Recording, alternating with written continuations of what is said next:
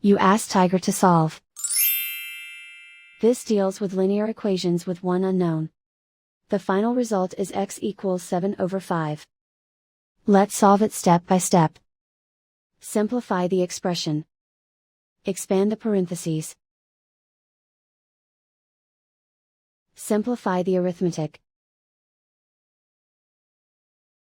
Group like terms. Simplify the arithmetic. Group all constants on the right side of the equation. Add 7 to both sides. Simplify the arithmetic.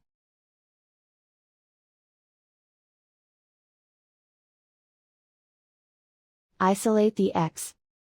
Divide both sides by 5.